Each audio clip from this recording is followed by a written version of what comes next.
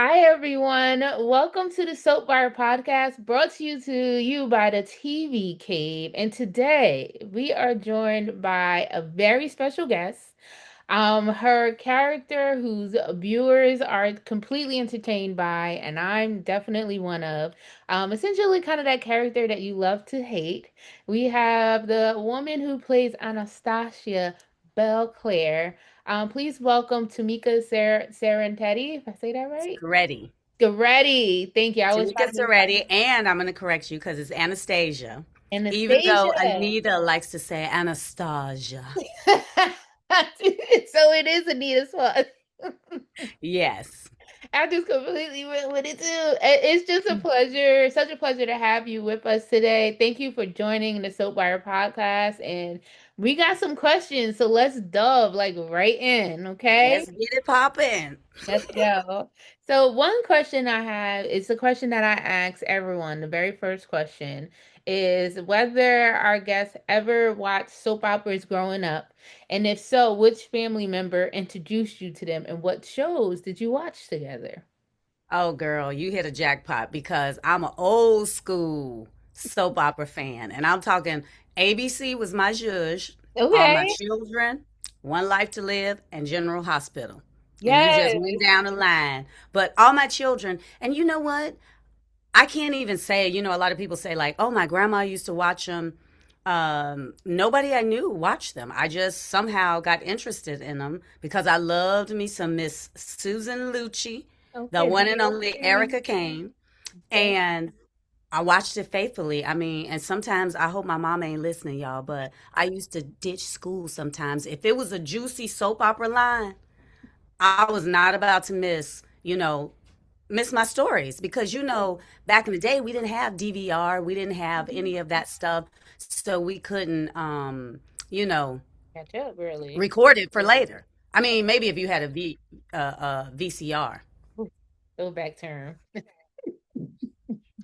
I could basically say, oh well, for me, my mother and my grandmother, basically. So we watched the ABC soaps and also the CBS soaps because Nanny wasn't gonna be playing about Young and the Restless and Victor Newman. She did not play. Okay, so Ooh, child. Now, please. I wasn't really interested in any of the other ones. For some reason, it was just those three. And of course, because I wanted to be Erica Kane, I wanted to be a bad, can I say a curse Yes, say word? it. I want to be a bad bitch like Miss Erica Kane. At the And out. I just want to say, yes, like everything about her. And she was miniature sized like me. I was like, ooh. But I'm going to say, getting to work with Julie Carruthers, because I'm going to say back in the 80s, the Yes, end of the credits would come up and I always saw her name, all the time. producer. And now she's a producer on our show. And Yeah. I actually got my first conversation with her was I always wanted to be the Black Erica Kane. And she was like, well, honey, this is as close as you're going to get. And I was like, yes. Julie Carruthers was that name you always saw. Like I used to look at the rolling credits because I used to be the person who would write to them too. Oh my goodness. Like I was such a fan. Yes. So I get it completely. That is so amazing. Thank you for answering that question. But we gotta get into Anastasia. Okay, Belclaire. So what were your first thoughts about the character when you first were auditioned for the role? Well, when I first auditioned for it, I was like, ooh, this one. She's got some, bite behind her. Because my first episode was episode 51, and that was the actual audition. Sometimes you get dummy sides and you audition, and it's not the scene that you're going to be doing. But those were the actual scenes. And I was like, let me just put some stank on her. And the character has developed a lot since then because we're in the second season. She was like a 40-year-old something busybody who dressed too young for her age. And as you can see, I think her wardrobe has developed, the character has developed, and I'm loving, uh, having fun with her. Yes, no, she's a hoot, I have to admit. Do you have like a personal process for bringing Anastasia to life on the screen? And if so, what does your process look like? Well, it's when I first get my script and everything, I break it down, and it's important to know who, what, where, when, and why. Those are the five W's of acting in anything, whether it's TV, film, or whatever. You got to know who you are, and Mhm. I know who she is because we all know somebody like this in life. And I'm gonna get a little personal, and that's one of my processes is bringing a lot of myself into these roles. I Yeah. was bullied a lot growing up, Oh, and yeah, I'm from Gary, Indiana. I know. Everybody knows that because I shout out GI all the time. But I from the age of being born to about 10 years old, I lived in the projects. Mm, And like I was this light skinned little girl, and everybody called me, they thought my daddy was white or whatever. And so I got picked on a lot. And mm. so I bring a lot of that bullying because, we all know in the real world, hurt people hurt people. Yeah. So, I'm bringing some of that in the background to her. And so, yeah, I bring myself, I do the homework. We said who, what are we talking about here? Yeah. So you break down the script, and it's important to know what you're saying, who you're saying it to, and what you mean by what you mean. So I do put a lot of undertones, and a lot of time I take the script and I will flip it because Anastasia talks in a lot of big words, but I'm like, what do I mean by this? So that when it lands, it's coming from me. Who, what, where are we? Of course, we're in the Fabulous Country Club. And that was just the element because, growing up being bullied, I didn't have all the extravagance. I wasn't in the country club, I was in the projects. But it's easy for me to add that little bit on it because who doesn't want to be elegant and be fabulous and be rich? So Yeah. I think we all could probably imagine that. Yeah. When, it's current day. And why? Why is she saying it? Because there's some hurt behind it. Yeah. Definitely. And thank you for sharing your personal story as well. I have to say that. And that brings us to basically my next question. So, Anastasia is basically constantly at odds with the Dupree family, especially Anita, her daughters, and her granddaughter specifically. If you could create a deeper storyline or a deeper like backstory, like how she got involved with the Duprees, like, what would you really, want it to include and want it to be about? Um, Now I'm gonna say that's a slippery slope we going on because, and I want to split this. All of the fans are saying she wanted Vernon, Yes, and everybody she says got that. rebuffed by him, and that's why she hates the Duprees so much. I think it's more. Um, and you know I don't know what the story is going to be coming down the pipeline, but that's one thing. But then I don't know. Like, I think it's just that she has this element of I'm rich. I was born behind these gates. I don't know if it's necessarily that she wanted Vernon, but Mhm. she wanted better for him. And she feels like he should have picked somebody from that, like on his The same elite. level. Yeah. Yeah. Yeah, Yeah. you know how the elite people are. They're like, oh, well, they're not like us. And I think that from my process of my thought thing is that she wanted better for him. Vernon, you're going beneath yourself. That's a real And difference. even though Anita is an EGOT, she feels like, girl, please, you was out shaking your tail feather somewhere. No, that's a different perspective because I never heard anybody come up with that. It's always been, oh, she wanted Vernon and he went with Anita. Like it's always that. So yeah, that's Yeah. something different. And that's something for me to really like ponder on. So thank you for that.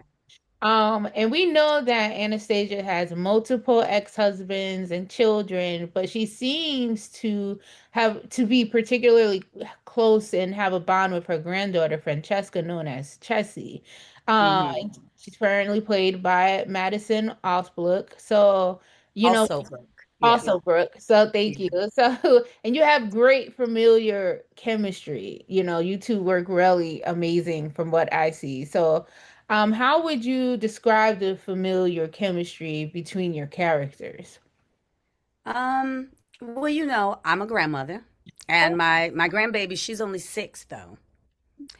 And I don't think for actors, it especially, that's why it's important for you to have a life outside of, what we do, to live life, go on vacations, have family, care about them, because then you can bring that. That's another part of bringing your life into your work. Hmm.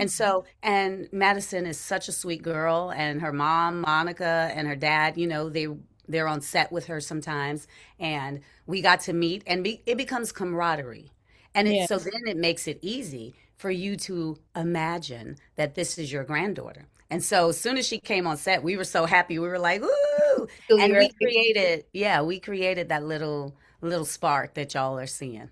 Yes, no, and it's a great spark. I feel like it's totally believable between you two. So Hmm. I do have to ask, so if you were in the writer's room, so if you were, because I know that you're a writer, producer, a singer, you can sing. So Thank you. knowing that all you have all of these multi-talents, but if you were a writer, what kind of storyline would you love to be explored between Anastasia and Tressie? Well, definitely bring her parents in. We want to know if and I believe I think they've mentioned, and I might not, hopefully I don't get in trouble for this. They've mentioned that I had a daughter because she was also a debutante and she wanted no parts of it. And, I forced her into that. So bring on my daughter. Let's see what her life is like and why I'm the main caretaker at this moment. I mean, it wouldn't be for Black families, especially, Yeah. out of the ordinary for the grandmother to be in the child's life so much, especially at this point because she's has been away in boarding school. So obviously she's kind of self-sufficient in that way. Yeah. So I think bringing on her parents, seeing their backstory, my interaction with them, and yeah, I would love to see all of that unfold and to see my four husbands and what they're like. Yeah, to be honest, 'Cause I would love to see it. yes, because I think Erica Kane, how many did she have? She I had think they like, have like 8 or 9. Like, yeah, 8 or 9 husbands. And I'm yeah. like, honey, I'm slow. I gotta pick it up now.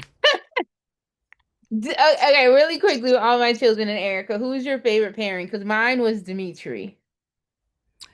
I liked Dimitri, but I'm gonna say Jack. I knew I it. know, like that was my favorite storyline for her. Now, her and Adam being so adversarial, like, whatever. Yeah, the She Adam was didn't, for Brooke. I feel like that should yeah. have our man always the And I same. don't think he brought as many sparks out of her as like Jack did.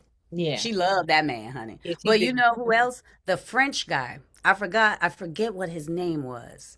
But I, there was a French guy she married, and I used to work at this restaurant in Chicago. This is how big of a soap opera fan I am. And the restaurant had 3 stories, but the hostesses, we would stand at the front on the stairs. And I think I was leaving and I opened the door and bam, he was right there. I screamed what? in this man's face so loud and I ran back in the restaurant and took off. And they were like, "What is going on?" I was like, "Y'all don't understand. He was on all my children. Oh my God." They're like, okay, girl, we get it. I Like, know, no. Then I had to go back and I was like, "I am so sorry I screamed in your face like that." I probably would do the same because it is like, oh my God, you're in person. Like I'm seeing you Yes. there. Like it does trip you out a little bit. I'm not gonna hold you. I saw one of my daytime favorites. I got an autograph and I sprinted out the door because I was just like, I can't, I just see it. Yeah.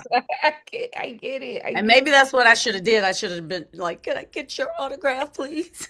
it literally. Thank you. Like, oh my goodness, I'm Yeah. really enjoying this conversation.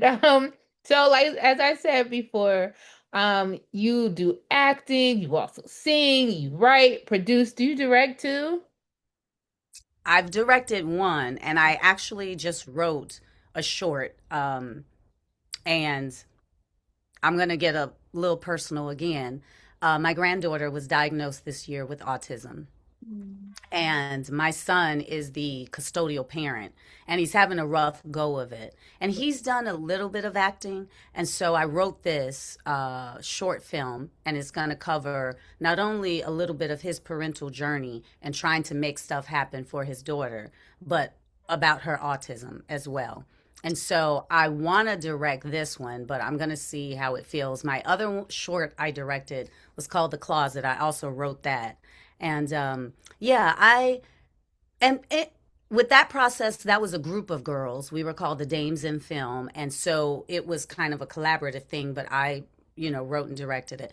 I didn't like directing so much as I like the other processes and especially being in front of the camera. So I'll see with this short is called Wait. Nice. So is there any one of those entertainment things that you do like acting, singing, writing, producing? Is there anyone that you feel like you gravitate to more towards, but still love them all? Yeah, I do. Because one is we can add comedian because during the pandemic, I took some classes, so I started doing stand-up comedy. Oh, I everything. love, yes, I love doing stand-up. I just don't have time. Like, I constantly write. I keep my little notepad in my phone ready and I write. But you have to practice it. Then you have to go out at night to these clubs and do your set and see what works and doesn't work. So I can't do that. But if I'm to be honest, music was my first love. And actually, being from Gary, Indiana, home of the King of Pop, Okay. my yes. And that inspired me a lot. So, it was me listening to Michael, Diana Ross, the Supremes, a lot of Motown. And actually, my mom had a eclectic taste in music. She introduced me to like Peter Frampton, to War, like Santana, all of the, Boss Skaggs. I'm trying to think of some of the albums that she would have that I would just put on and play. So music is my first love. And I love, love, love. I have a band here in Austin, Texas, Blue Vibe, featuring Tamika Seretti. And we do a lot of blues and soul and funk and classic rock. I love that. But I love acting. And there's something about it that it was like when it came time to choose, I chose acting over the music. Although in my journey, I have now gotten back to the music, and they're kind of equally important. Like, I don't know if I can distinguish between the two because um, what happened was with acting, there's so much of your journey depends on somebody else giving you the opportunity and putting you in their films or in their TV shows. Music is something I can control. And Yeah. so in those when I like, early on in my 20s and 30s and I couldn't control it and I was having this thing like, cuz I quit acting so many times. I just turned to mute instead of quitting. I flipped it on its head and I said, well, in my downtime and when I'm not being chosen, let me do this. And I actually write music and I started doing making my own beats, and I'm currently recording an album which I need to get back to. I have like a few more songs I need to record. And so yeah, I can't choose. It's like I go like this. I'm like, which one do I want to do now? And there's always constantly a script idea or a song lyrics or something in my head. And so whichever one, I just go with the flow. Yeah, whichever one you feel the most, right? It sounds like you Yeah, it's like Bruce Lee said, be water. be fluid, right? Be fluid. Yes. And since, we're talking about music and singing right now, and it's also a huge part of your career, is there any song that you love performing the most? And also, it could be any cover songs or any, original song. Oh, okay. So one of the first big songs I wrote is called Silk's Funk Factory. And I wrote it for my mom because people in the 70s and 80s, I don't know if y'all remember, they used to have this piece of driftwood. It was an old 70s type thing. And when you were in shop class, you would burn letters into it. And my mom always had this piece of wood and it said Silk's Funk Factory. And I was like, oh, okay. And she used to have these house parties and stuff in my young head, probably being around 6 or whatever, I thought my mom would have rent parties and like, that's how we paid our rent and all this stuff. I had this whole made up thing. My mom was like, that did not happen. Silk's Funk Factory. My mom wanted to be a VJ and she worked on the radio in Gary, Indiana for a little while. And Oh, the name of her, you know how they have like what smooth, grooves, or like they named their show the Quiet Storm or whatever. My mom's title of her segment was Silk's Funk Factory. And so I wrote this whole song though around like, come on in because it's the place to be. The sign on the door says Silk's Funk Factory. Better have your money in hand because you got to pay a fee if you want to get in. And I flew my mom down here to Austin. We shot the video, and she's the owner of Silk's Funk Factory. And so I enjoy that song so much because I love it that I was able to write it for her. She got to be involved in it, and she has so much pride in that song. So yeah. that's one of my, and we always end our set with Silk's Funk Factory. But then another song I love to sing is God, there's so many, but Beyonce, Freedom. Oh, And yeah. we added this song before Kamala used it as her, when she was campaigning song. And you got to know I'm here in a red state, Texas. But I use that song more, as a expression of my blackness. Mm, Because, we all want freedom. period. How many years later they're gutting the Civil Rights Act? I don't Oh, mean to get political, but let me like, I, and so it's rough. I ain't gonna go there. But when I sing that song, girl, sometimes I got my fist raised. They like, and As they, you they be like, should. You gonna respect me. and girl, and I be all up in the chain. I'm talking about when she say talking about breaking the chains and I need freedom too. I'm like, I that mean, is it's a giving me powerful chills song. now. It's a powerful song. It Like is. Beyonce is just such a hard worker. Anyone who has any issue with her, I look at you sideways. Like it just is what Girl. it is. But yeah, Like you mentioned all that I do and I feel like my work ethic, I have some friends that they're like, you just be killing it. But like if I had half of the work ethic she has, I I, might be on and forget about the work ethic of Michael Jackson as we're finding out more about him yes. and how he used to like just grind himself. Yeah. I wish I had it in me. I do. But sometimes I'd be like, oh Lord, I'm tired. No, I'm going to lay Oh, down. like I ain't as young as I used to be. I do agree. Like even with Michael Jackson, his work ethic was insane. People have Ooh, no idea. He was integral in every single thing from music videos to writing. You name it, he did it, and he was very strategic. And I feel like people didn't really understand that back in the time. So yeah. I completely get it. And that also brings I just love how we're just segueing into next questions Ooh, it's because just flowing.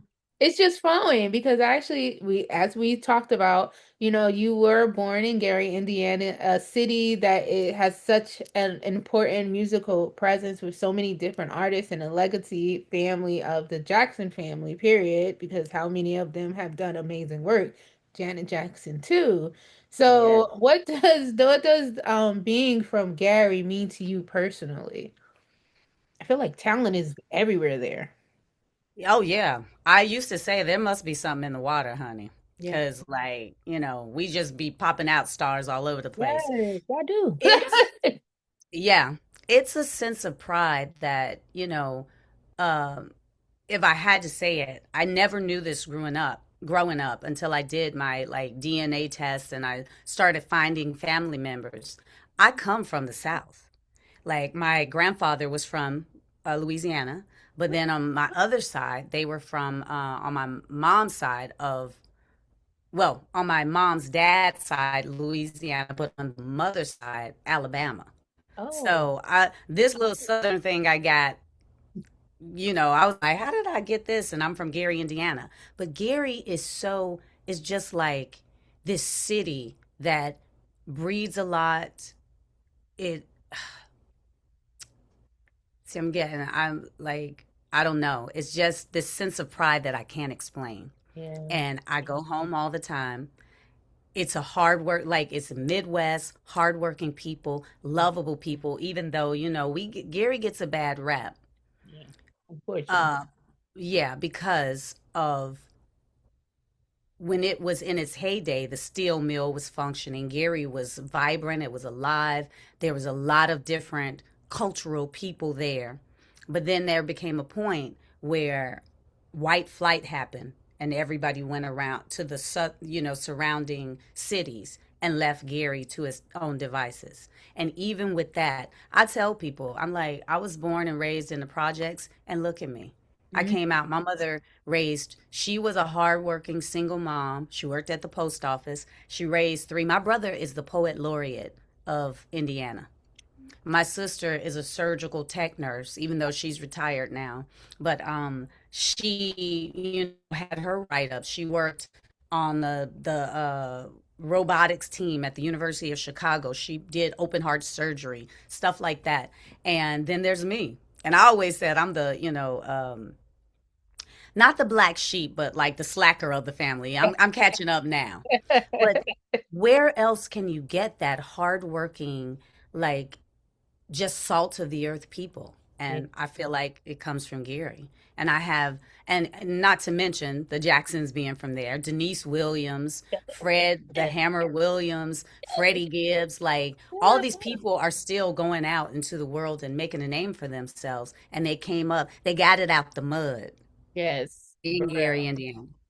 I Yes. hope that answers anybody's question about it, but I just feel such pride. And you know what ticks me off though? One of my pet peeves is somebody from Gary who's ashamed to say they're from Gary. How can you And be ashamed? That's a I, thing. I don't know. Please, if they know who I'm talking about, answer my question. Because why? Yeah, we would like to know. I think that's amazing because everybody knows Gary. You Gary, Indiana. Oh, like I feel like it's like, oh snap. Like that's what I feel like. So Yeah, and even people who don't, they know about it through other people. You don't know how many people have been in my face talking about Gary, Indiana, Gary, Indiana.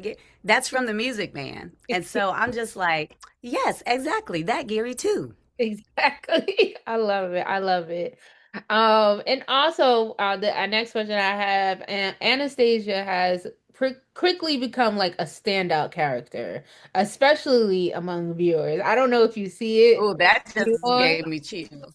No, when you are on, it's always a lot of conversation. So, what has been your most rewarding part of seeing the audience react to her? The part where they want to hate me, but they can't. They like, ooh, but I just love you. I love you, And I've actually just gotten the experience of like I'm checking in on my Southwest flight, and the guy is checking me in. He's like, "Do I know you?" And I was like, "No," and I already knew what he was about to say, and then he was like, "I think I know you." He was like, "Maybe I just know you from here," like, and I was like, "No, we've never met." And he was like, and he just kept on going. I was like, Figure it out. "Do you watch Beyond the Gates?" He was like, "I knew it. I knew it." And so then another stewardess came over and she was like, "Ooh, you get on my nerves." She was like, "But I love you." And she started hugging me. And I love the people that can distinguish between a character and that Mhm. we are just actors doing our Yes, job. yes. So the most rewarding part for me has just been seeing the love that, like, them recognizing me and saying, "I love to hate you." Yes, it really is a love to hate relationship because I'm also excited when she's on the screen because I'm like just the Virgo family like that's how I get. So, and also this is my final question. Thank you so much for answering all that you did so truthful and personal. Like I feel like we were just completely vibing through this interview. Has to be one of my best. So Yes, ma'am. thank you for that. But the last question I have, if you could, describe what's coming up for Anastasia in 3 words. No spoilers, of course, just 3 words. And what would they be? Mm. Some mo drama. And there we have it. Oh my goodness. So once That's again, all I can tell you. I can't, no spoilers, honey. no spoilers at all. Once again, thank you Mm-mm. so much for joining us. I've had so much fun, and I look forward to hopefully some more time in the future. We'll be able to have you back on. So thank you, Tamika. Yes, thank you so much for having me. I appreciate it. Of course, of course. And with that, everyone, thank you so much for joining the Soap Wire brought to you by the TV Cave. And we'll see you soon. Bye.